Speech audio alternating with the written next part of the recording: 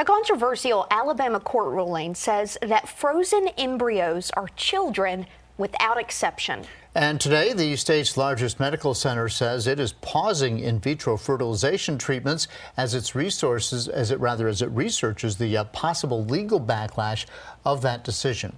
NBC's Laura Jarrett spoke with two women who are already feeling the impact of that ruling.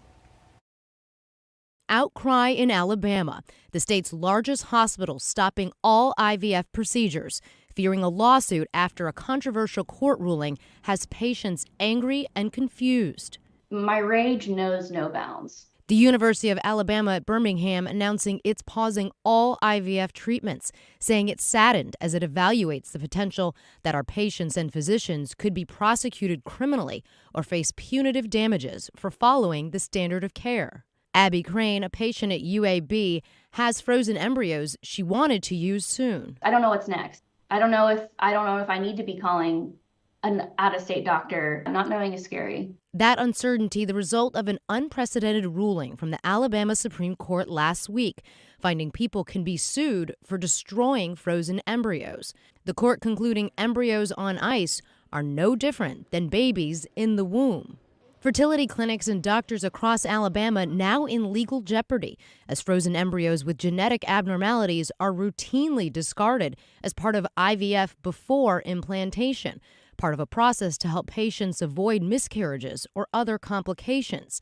That decision now a hot-button political issue. Nikki Haley overnight working to clear up her position after these comments to NBC's Ali Vitale. Embryos to me are babies. So even those created through IVF.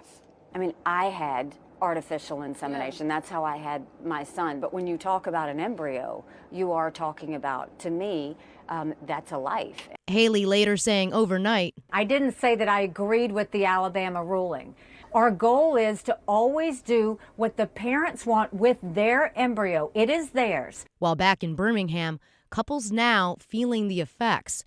Unable to carry a child because of a rare blood disorder, Megan Cole had planned to use a surrogate with an embryo implantation scheduled for this Friday. My husband and I want a child desperately, but now that we have this pathway forward with IVF, with surrogacy, and for it to be taken away potentially in Alabama is devastating for families who, all they want is a child. But overnight, Cole learned her Birmingham fertility clinic canceled the appointment.